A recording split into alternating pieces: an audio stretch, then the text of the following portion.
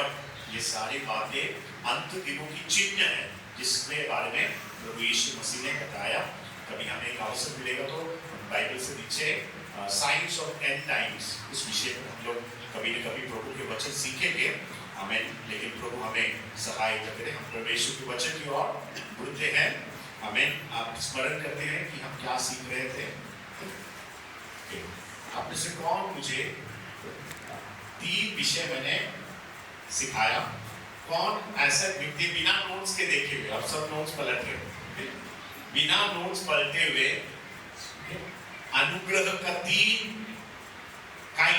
प्रकार के अनुग्रह के बारे में हमने मिलकर प्रभु का वचन सीखा? उसमें से कौन याद करते हैं? Okay, 3, you have to say 3 together. Okay. Saving grace, okay.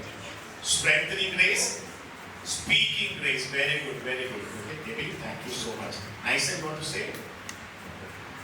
So, प्रभु का धन्यवाद है। आपसे कोई ना कुछ लोग तो याद रखते हैं। ओके, इसलिए मैं बताया जैसे सभी ने लास्ट में बताया, एक नोट लेके कभी-कभी नोट्स लिख के रखो, कभी न कभी आपके लिए वो अनुग्रह का कारण बनेगा। ओके, कभी-कभी आपको कहीं ना कहीं प्रचार करने के लिए अवसर मिलेगा तो ये सारे नोट्स आपको उपयोगी होंगे।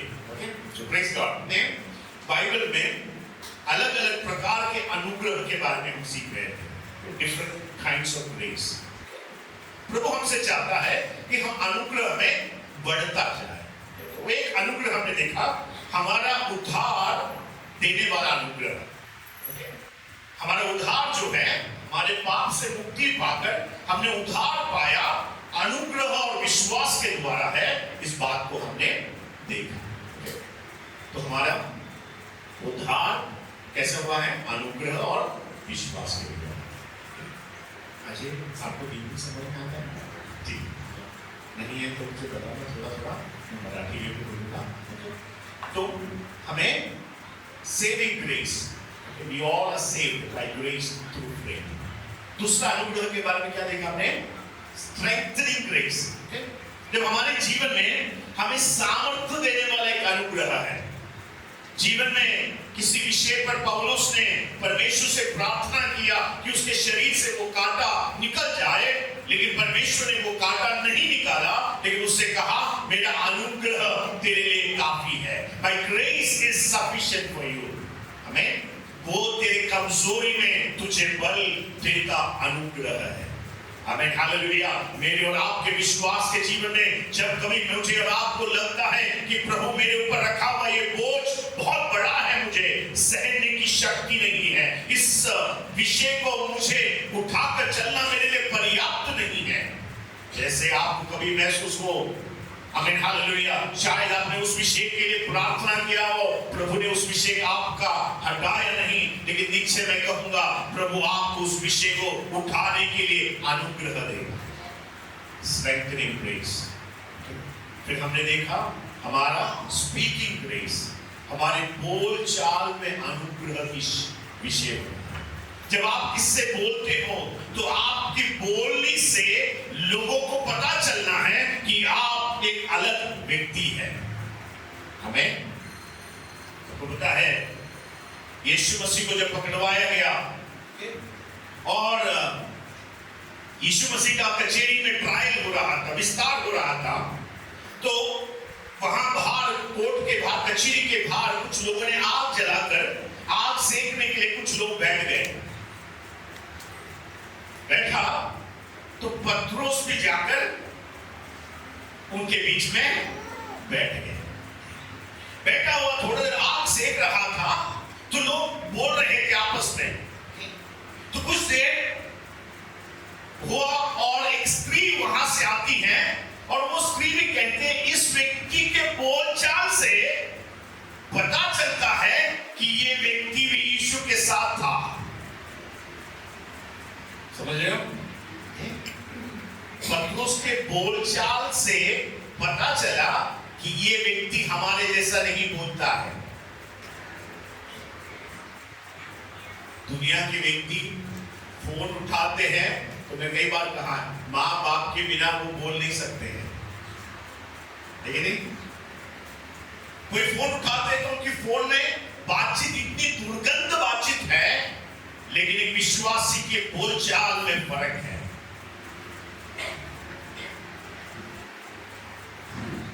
आपको पता है जब मुनार और टेकड़ी केरला में जगह है, वहां में बस में यात्रा करते हैं ना, KSRTC बस होता है गवर्नमेंट, स्टेट गवर्नमेंट का। उस बस में यात्रा करते समय ना, यात्रा में ही आपको पता चलेगा कौन विश्वासी कौन विश्वासी नहीं है। जब टेकड़ी उतरने लगेगा ना, स्तोत्रम स्तोत्रम स्तोत्रम, लोग हालेलुया हालेलुया बोलते, क्योंकि टेकड़ी इतनी गहरी है, देख के डर लगता है कि छूट गया तो नीचे गया, तो सीट के जो सामने जो बार है उसको कस के पकड़ते और आंख बंद करके हालेलुया हालेलुया बोलते हैं। पड़ोसी को पता चलता है ये विश्वासी है। केवल वो यात्रा में नहीं, लेकिन जीवन के फल में मेरे और आपके बोलचाल अनुग्रह का हो। Let your words be seasoned with salt. आपके शब्द सुनने वाला ये बात को पहचान ले, आप में कुछ विशिष्टता है। आप संसारिक व्यक्ति के जैसे नहीं बोलते हो, संसारिक व्यक्ति के जैसे नहीं सोचते हो, संसारिक व्यक्ति के जैसे आपका व्यवहार नहीं है। ये बात को लोग पहचानने के लिए आपके ऊपर प्रभु ने अनुग्रह दिया। So we have speaking grace. जहां कहीं हो, लोग आपके बोलने में पता चले कि आप एक विशिष्ट व्यक्ति हैं। ये हमारे जैसा नहीं बोलता है, ये हमारे जैसा नहीं व्यवहार करता है। ये बात का फर्क होने के लिए प्रभु मुझे और आपको सहायता करे। आज दूसरा उसका एक एस्पेक्ट जो है अनुग्रह का आपके साथ शेयर करना चाहूंगा। तीतुस की पत्री दूसरा अध्याय, तीतुस टाइटस चैप्टर 2 वर्ड्स 11 तीतुस की पत्री दूसरा अध्याय उसके 11 से लेकर 14 वाक्य तक पढ़ेंगे। तीतुस की पत्री दूसरा अध्याय 11 से लेकर 14 वाक्य। क्योंकि परमेश्वर का वह अनुग्रह प्रकट है जो सब मनुष्यों के उद्धार का कारण है, और हमें चेतावनी देता है कि हम अभक्ति और सांसारिक अभिलाषाओं से मन फेरकर इस युग में संयम और धर्म और भक्ति से जीवन बिताएं, और उस धन्य आशा की अर्थात अपने महान परमेश्वर और उद्धारकर्ता यीशु मसीह की महिमा के प्रकट होने की बाट जोते रहे, जिसने अपने आप को हमारे लिए दे दिया कि हम हर प्रकार के अधर्म से छुड़ा ले और शुद्ध करके अपने लिए एक ऐसी जाति बना ले जो भले भले कामों में सदर्म हो। आमीन, प्रेज गॉड। आइए एक सर झुकाएं, प्रार्थना करें। हमारे प्रेमी अनबुदाई सूर्य पिता, आपके वचन के लिए हम धन्यवाद करते हैं। इस सुबह प्रभु आपके वचन के सामने हम अपने हृदय को दीन और नम्र बनाते हैं और आपसे प्रार्थना करते हैं आपका वचन को ग्रहण करने के लिए, समझने के लिए, उस वचन के अनुसार जीने के लिए पवित्र आत्मा हमें सहायता करना। हम अपने हृदय को तैयार रखते हैं पिता, आज हमसे बोल और बातचीत करो, आपको नाम को महिमा मिले, यीशु के नाम में हम मांगते हैं, आमीन। हमने पढ़ा है तीतुस की पत्री दूसरा अध्याय उसका 11वां वाक्य से लेकर 14 वाक्य तक कहता है, For the grace of God that brings salvation has appeared to all men, teaching us that denying ungodliness and worldly lust, that we should live soberly, righteously, and godly in this present age, looking for the blessed hope and the glorious appearance of our great God and Savior Jesus Christ. This morning, आज सुबह Bible हमें सिखाने वाला एक अनुग्रह के बारे में बात करता है। टीचिंग ग्रेस एक ऐसा अनुग्रह है जो आपको शिक्षा देता है। आमीन, प्रेज गॉड। परमेश्वर का एक अनुग्रह जो आपको प्रतिदिन शिक्षित करता है, आपको उपदेश देता है, आपको धार्मिकता का मार्ग पर चलने के लिए अगुवाई करने वाला एक अनुग्रह है। Teaching grace.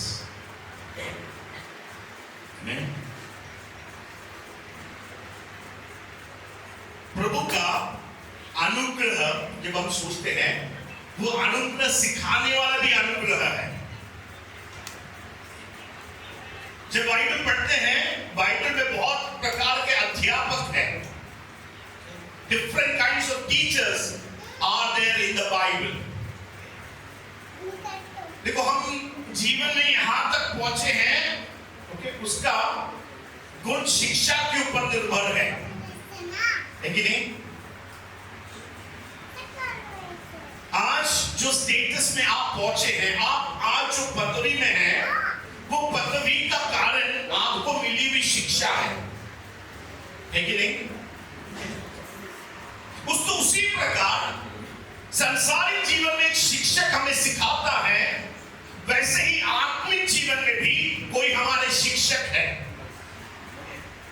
जब बाइबल पढ़ते हैं, कई प्रकार का शिक्षक के बारे में हम देखते हैं। जल्दी से मैं आपका ध्यान कुछ शिक्षकों के ऊपर ध्यान लेकर जाना चाहूंगा। एशिया के पुस्तक 28वां अध्याय उसका 26वां वाक्य देखना। एशिया 28 का 28 का 26 जरा पढ़े। आइज़ाया एशिया की पुस्तक 28 का 26 वाक्य। क्योंकि उसका परमेश्वर उसको ठीक ठीक काम करना सिखाता और बतलाता है। ओके, उसका परमेश्वर क्या करता है? उसको ठीक ठीक काम करना सिखलाता है। आज सुबह मेरा और आपका परमेश्वर जो है, वो परमेश्वर सिखाने वाला परमेश्वर है। वो परमेश्वर जो है आपको मार्ग दिखाकर ठीक रास्ते पे जो चलना है, वो मार्ग आपको बताने वाला एक परमेश्वर है। हमें इसलिए बाइबल कहता है, संसार के ईश्वर को आंखें हैं लेकिन वो देख नहीं सकता, कान है लेकिन वो सुन नहीं सकता, पैर है लेकिन वो चल नहीं सकता, हाथ है लेकिन स्पर्श नहीं कर सकता। लेकिन हमारा परमेश्वर जो है, आपको मुझे शिक्षा देने वाला परमेश्वर है। गॉड टीचेस यू, आपको धार्मिकता का मार्ग वो सिखलाएगा। परमेश्वर का राह क्या है, ये आपको परमेश्वर आपको बताएगा। सो बाइबल में कहता है गॉड इज अ टीचर। इसलिए दाऊद कहता है, मेरा परमेश्वर मुझे सिखलाकर धार्मिकता की मार्ग पर वो मुझे चलाएगा। He instructs you and He teaches you in the ways of righteousness. God is the teacher. समय की कमी से वाक्य जरा जल्दी जल्दी बोलकर मैं आपको आगे बढ़ाना। दूसरा टीचर क्या है? ओके, दूसरे तिमोथी की पुस्तक 3रा अध्याय उसका 16-17 वाक्य जब पढ़ते हैं, 2 Timothy chapter 3 verse 16 and 17, the Bible says God's word instructs us. परमेश्वर का वचन मुझे और आपको क्या करता है? मार्गदर्शन देता है। दूसरा तिमोथी 3 अध्याय 16 और 17 वाक्य। समय की कमी से रेफरेंस बोलकर मैं आगे बढ़ रहा हूं। तो परमेश्वर का वचन क्या करता है? इंस्ट्रक्ट करता है। इसने कहा Bible is God's manual for you before you leave the earth. परमेश्वर का इंस्ट्रक्शन मैनुअल है मेरे और आपके लिए पृथ्वी छोड़ने से पहले। तो हम लोग अगर एक इलेक्ट्रॉनिक्स सामान खरीदते हैं तो आपको यूजर मैनुअल मिलता है। जब आप फोन खरीदे होंगे नया, तो आपको उसके अंदर छोटा सा बुकलेट मिला जिसको कहते हैं यूजर्स मैनुअल। ये चीज को आपको कैसा इस्तेमाल करना है, अगर आप उस चीज को पढ़कर उसी प्रकार उस वस्तु को यूज करेगा तो वस्तु अच्छे से चलेगा। नहीं पढ़ेगा, नहीं पढ़ा और अपने बुद्धि पर आपने यूज किया तो कभी करना कभी धोखा खाएगा। सो बाइबल इंस्ट्रक्टर है। धार्मिकता का मार्ग सिखाने वाला है परमेश्वर का वचन।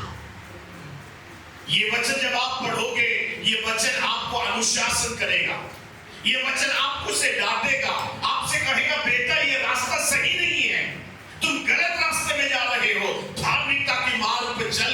ये परमेश्वर का वचन आपको मुझे सिखाएगा। God's word is teaching. यूहन्ना 14:26, पहला यूहन्ना 2:27 वाक्य जब पढ़ते हैं वहां ऐसा लिखा है, पवित्र आत्मा हमारा उपदेशक है। Holy Spirit is another teacher. पवित्र आत्मा हमें सिखाता है, क्योंकि यीशु ने कहा मैं पवित्र आत्मा को तुम्हें दूंगा, जो पवित्र आत्मा तुम्हें सिखाएगा और जो कुछ मैंने बात सिखाया है तुम्हें स्मरण दिलाएगा। पवित्र आत्मा है ना, मुझे और आपको सिखाता है। जो कुछ बातें परमेश्वर ने अपने वचन में कहा, उस बात को समय समय पर आपको याद दिलाएगा। आपको धार्मिकता का मार्ग परमेश्वर की पवित्र आत्मा सिखाएगा। तो God is an instructor, God is a teacher, God's word is a teacher. Then we have Holy Spirit as a teacher. Number 4, चौथा, godly people are a teacher. मतलब परमेश्वर के जन, धार्मिक प्रभु के दास लोग, धार्मिकता के व्यक्ति आपका मेरा उपदेशक है। आमीन।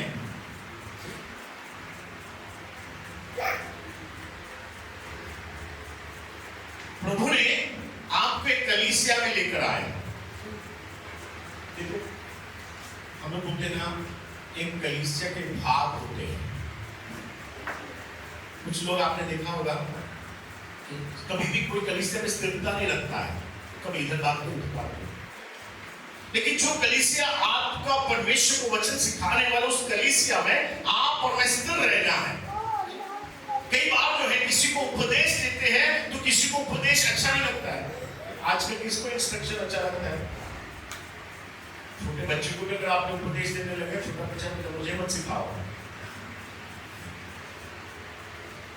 हमको किसी को उपदेश लेना पसंद नहीं है। हमको ऐसा एक अनुभव में हम पहुंचे हैं जहां हमको लगता है हमको सब कुछ पता है। आज के जवानों को देखा आपने, यंग जनरेशन को, अधिकांश कई मेट्रोपॉलिटन सिटी में मैंने देखा है, कई जगह पे बच्चे बोलते हैं क्या पापा आप तो अनपढ़ है, मम्मी आपको कुछ नहीं पता है,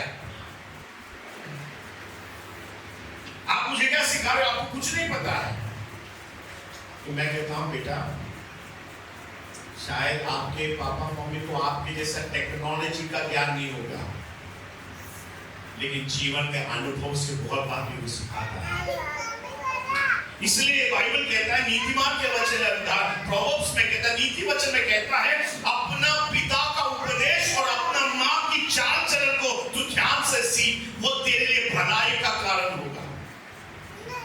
जब आपके माता पिता आपको उपदेश देते हैं तो ये मत सोचिए मेरे माता पिता ज्यादा पढ़े लिखे नहीं होंगे, मेरे जैसा उतना ज्ञान नहीं होगा तो सिखाने के लिए वो पर्याप्त तो नहीं है। नहीं, उनके अनुभव से बहुत बातें वो बोलते हैं। उस अनुभव से जब कहते हैं तो उसे सुनने के लिए अपना कान लगा। वो तेरे चित्त के लिए भला होगा, वो तेरे प्राण के लिए अच्छा होगा कर नीति वचन सिखाता है। तो परमेश्वर ने बाइबल में देखा है, पास्टर्स को, उपदेशकों को, धार्मिक व्यक्तियों को आपके जीवन में रखा है। मैं कहता हूं हर व्यक्ति को ना कोई स्पिरिचुअल मेंटर चाहिए, मेंटर।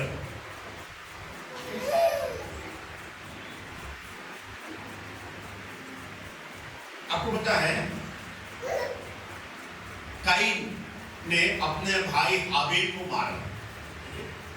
मारने के बाद वो छुपके जा रहा था तो परमेश्वर ने काइन से पूछा, हे काइन, तेरा भाई किधर है? उसका जवाब क्या था?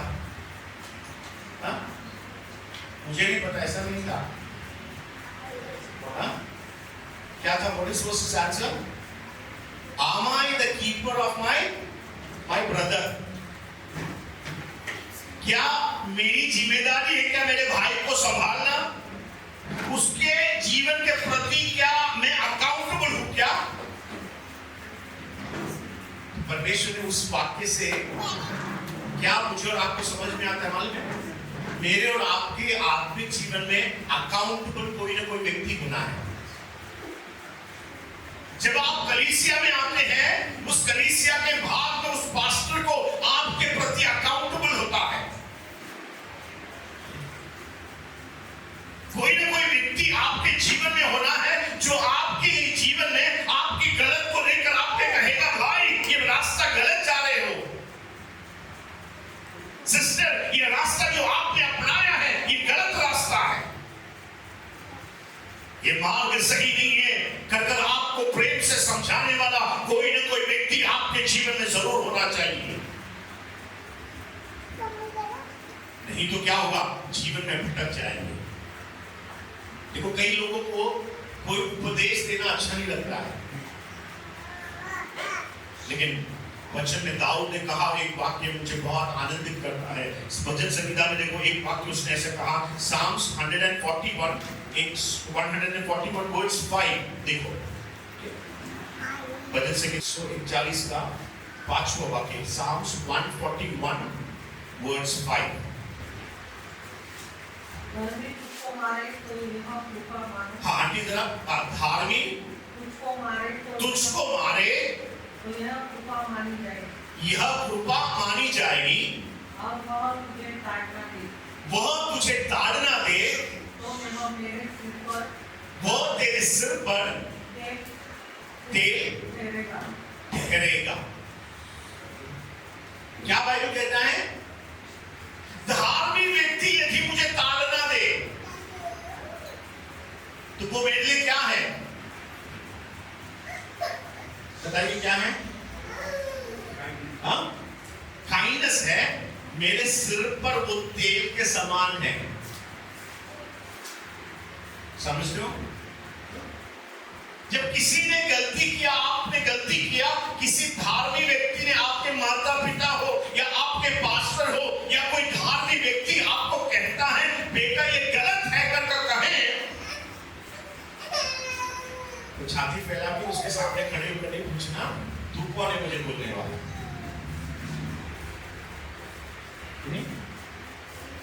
क्या समझते अपने आप को बड़ा सिखाने निकल पड़ा? खुद को तो देखो, ऐसा बोलना नहीं। दाऊद कहता है धार्मिक व्यक्ति मुझे ताड़ना दे, वो मेरे लिए भला है, वो मेरे सर पर तेल के समान है। जीवन में कभी ना कभी आप गलत रास्ते में जाते हैं तो प्रभु के दास कभी हमें धार्मिक व्यक्ति, शायद आपके parents will instruct you, they will correct you. When they correct you, always take that correction in a positive way. Do not take that correction as something negative and oppose them. उनकी आपको ताड़ना देते हैं तो उसको गलत सिद्धांत में नहीं सोचना, क्योंकि परमेश्वर ने आपको जीवन में सिखाने के लिए रखे हुए लोग हैं।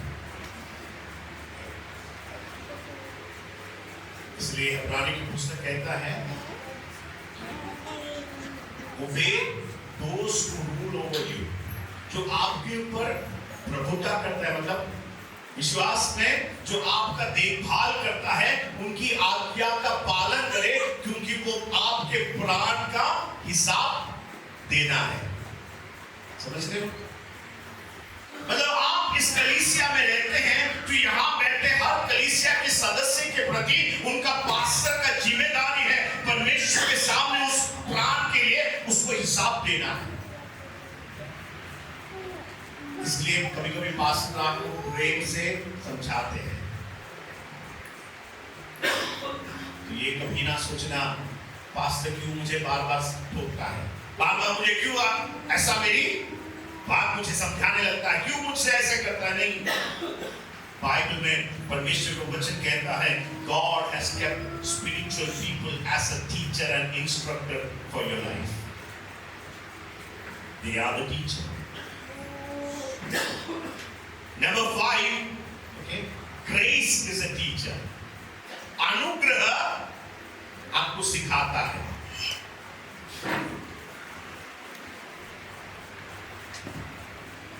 जीवन में परमेश्वर का अनुग्रह सिखाने वाला भी अनुग्रह है.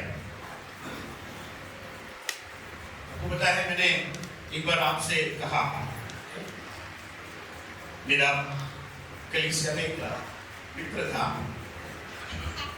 तो मणिपाल ने MBBS की पढ़ाई के लिए गया.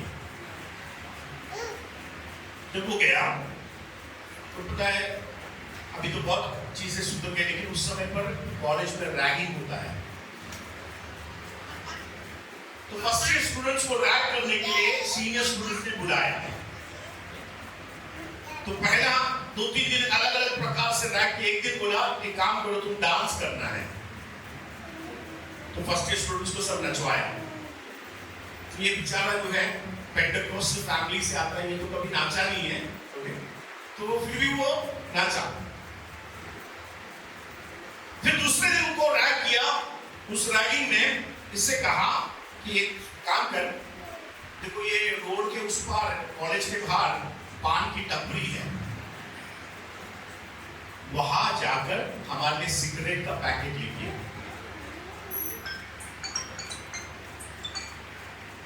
उस जवान ने कहा, देखो आप मुझे कितना भी डांस करने के लिए बोले तो मैं करूंगा, और कोई चीज बोले तो भी करूंगा, लेकिन आपके लिए एक सिगरेट पैकेट लेके आना मेरे विश्वास के विरोध में है. यह बात मैं नहीं कर सकता क्योंकि यह मेरे विश्वास के खिलाफ है.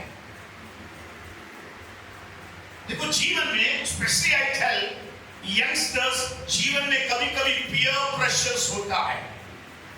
पीयर प्रेशर क्या है? आप अपने दोस्तों के साथ रहते हो, आपकी सहेलियों के साथ रहते हो, और आपके दोस्त और आपकी सहेलियां कुछ बुराई करते हैं, गलत करते हैं, तो वो आपको भी गलत करने के लिए प्रभाव करते हैं. कॉलेज में पढ़ने वाले बच्चे जो है स्मोक करते हैं, उसके साथ आप कंपनी रखते हैं, तो आपको बोलेगा चलो एक पफ तुम भी ले लो. बैंगलोर में एक बच्चा ने मुझसे कहा, पास्टर मैंने कहा ना बोला, तो उसने मुझे बोला एक पफ लेने से तू नरक नहीं जाएगा. कोई बात नहीं, पफ तू भी फूक कर दे. जीवन में कभी कभी गलत करने के लिए आपके ऊपर लोग दबाव डालते हैं, आपके ऊपर मजबूरी करके आपको गलत रास्ते पर खींचने की कोशिश करते हैं. उस गलत सिखाने के उस क्या कहते हैं, गलत सिद्धांत या गलत रास्ते पर आपको चलने के लिए वो मजबूर करते हैं. तो उनके बीच में खड़े रहकर ना बोलने के लिए सिखाने वाला है परमेश्वर का अनुग्रह. वो परमेश्वर का अनुग्रह भी teaches us to say no to the things that are ungodly. हम भक्ति के चीजों को आप देखकर कहते हैं नहीं, ये मैं नहीं कर सकता. ये बोलना आसान नहीं है, क्योंकि आपको लगेगा अगर मैंने ऐसा बोला तो कल मेरे दोस्त नहीं रहेंगे, कल ये मेरे साथ घूमेंगे नहीं, फिरेंगे नहीं, कल मुझे ये कैंटीन में लेकर नाश्ता नहीं देंगे. कोई बात नहीं मेरे प्रियो, हमें प्रभु का अनुग्रह जहां ना बोलना है वहां ना बोलने के लिए आपको पर्याप्त बनाता है. आप अपने दम से, आप अपनी शक्ति से, आप अपनी युक्ति से उसे ना नहीं कर पाएंगे.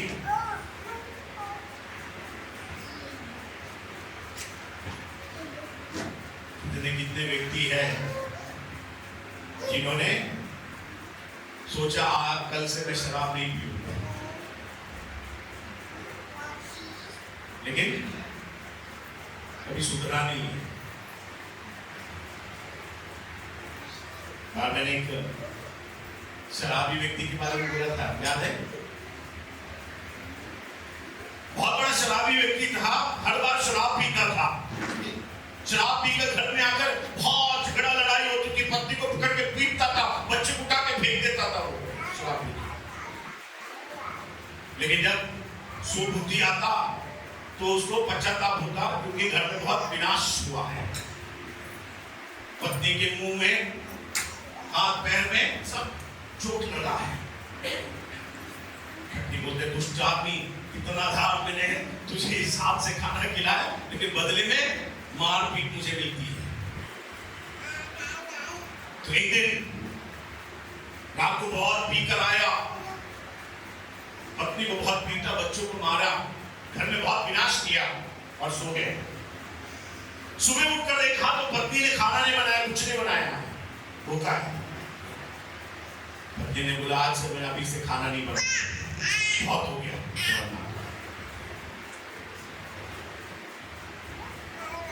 तो घर में देखा, बर्बादी को देखा तो उसको लगा कि ठीक नहीं है।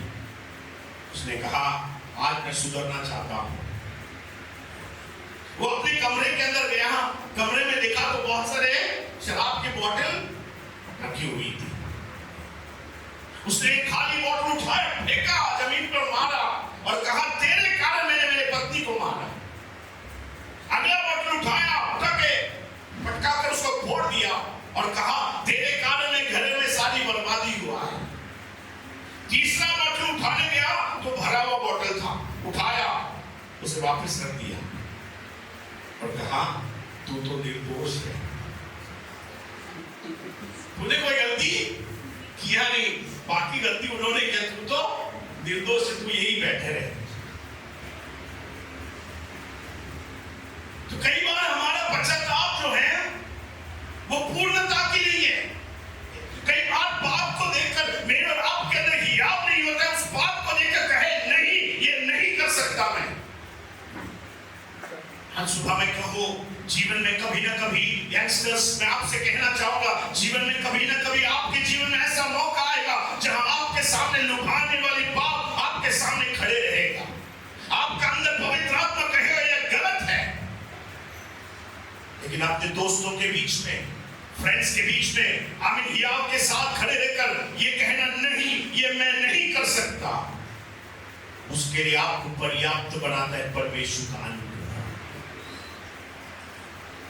इस जीवन में प्रभु वो अनुग्रह मुझे दे, जहां में ना बोलना है वहां ना बोलने के लिए।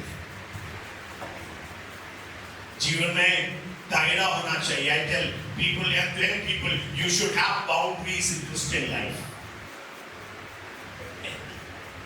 आपको सहेली है, दोस्त है, फ्रेंड्स है, very good. But you should know where to draw boundaries in your Christian life. जीवन में सीमा रखना है, कहां तक आप दोस्त के साथ जा सकते हो, कहां पहुंचे तो ये बोलना, नहीं, ये मैं नहीं कर सकता, ये मैं नहीं कर सकती, क्योंकि मैं परमेश्वर का संतान। That is important. So grace is a teacher that teaches us to say no to things that are ungodly. आमीन। परमेश्वर का अनुग्रह, आमीन, मुझे और आपको क्या करता है, आमीन, हाल सिखाने वाला अनुग्रह। The next is, आमीन, the sixth, okay, is experience a teacher. आपका जीवन का अनुभव आपके टीचर है, लेकिन नहीं वो कितने थियरी हमने मैथ्स में, फिजिक्स में, केमिस्ट्री में पढ़ा, लेकिन सब भूल गए। लेकिन जीवन के अनुभव से कुछ बातें हमने सीखा है, वो आज भी हम अच्छे से हमारे हृदय के किताब में वो हमने लिख के रखा है। जीवन के अनुभव से परमेश्वर कभी कभी सिखाता है। सुनिए, तो एक्सपीरियंस इज अ टीचर। देखो, कभी कभी मेरे जीवन में और आपके जीवन में परमेश्वर मुझे और आपको कुछ न कुछ अनुभव में, ताड़ना का अनुभव में मुझे और आपको सिखाता है। क्रिश्चियन लाइफ में ये बात याद रखना, we have God's chastisement as a teacher that teaches us. परमेश्वर मुझे और आपको ताड़ना देता है मसीह जीवन में। आपने अनुभव किया होगा कभी न कभी हमने गलती किया तो कहीं ना कहीं हमको फटका लगा है। तो हम बैठ कर सोचते हैं ऐसा क्यों हुआ। परमेश्वर बोलता बेटा ये रास्ता गलत था इसलिए मैंने तुझे फटका लगा है।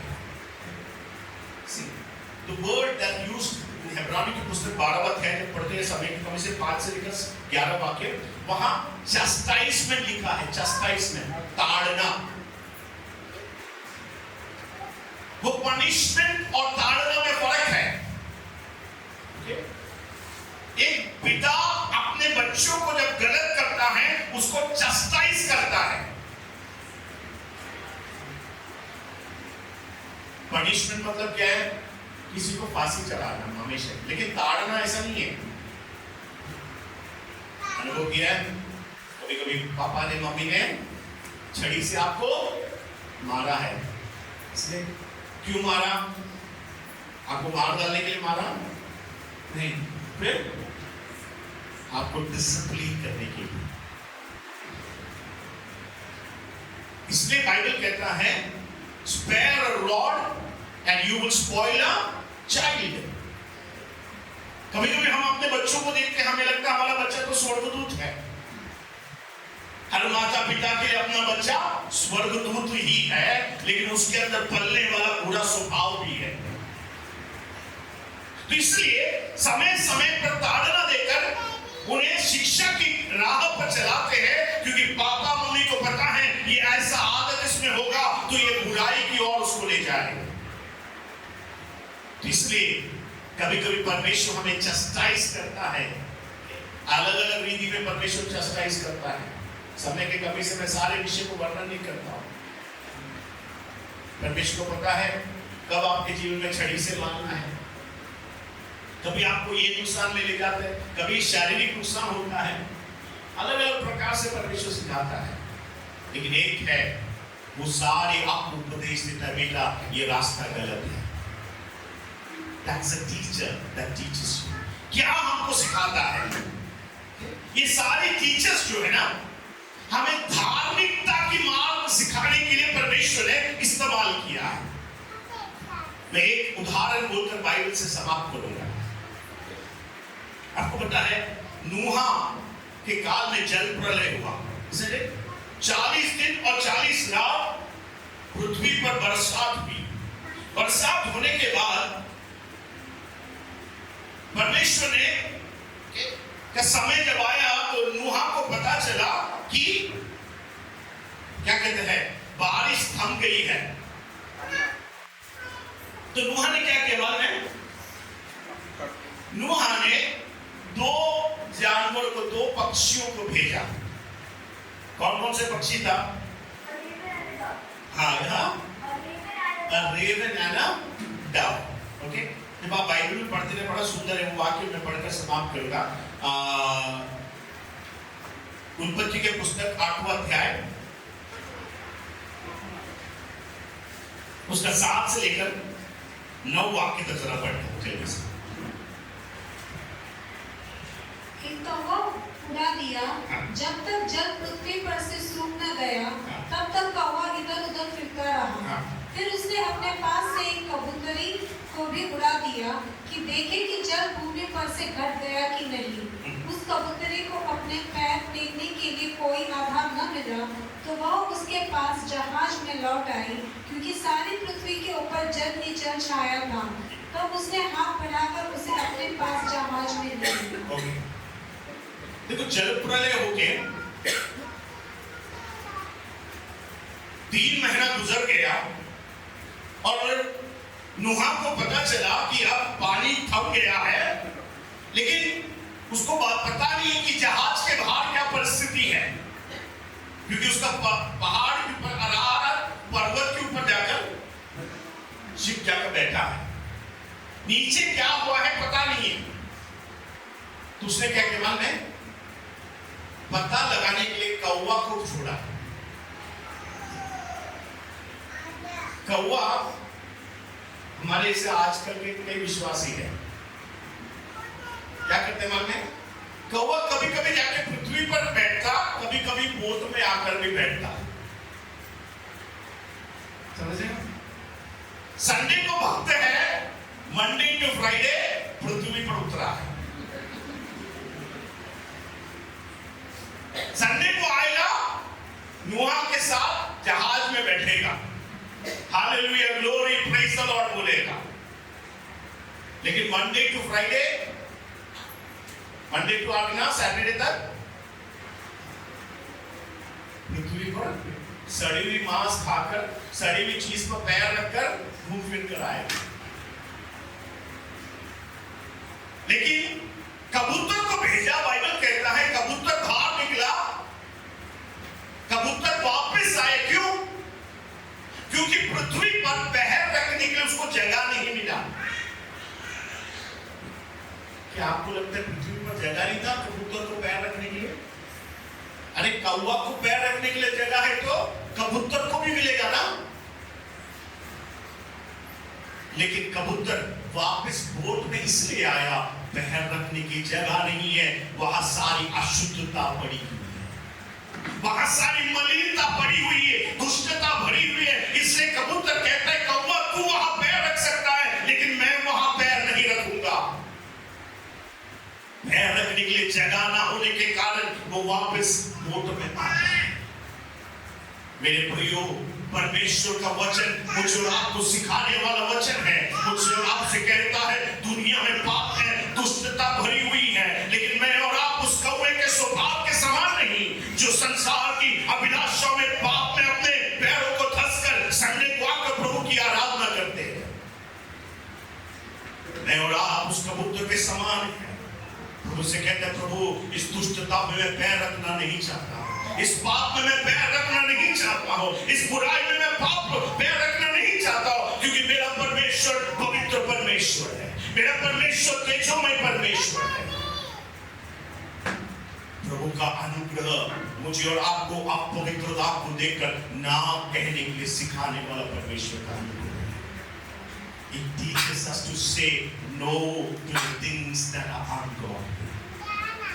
आज आपके मेरे जीवन में कई बार आपको पता है ये रास्ता में चल रहा हूं सही नहीं है, ये मेरा जीवन में कुछ हाल रिश्ते हैं ये सही नहीं है, कुछ मैं रास्ता में अपनाता हूं बिजनेस में ये सही नहीं है।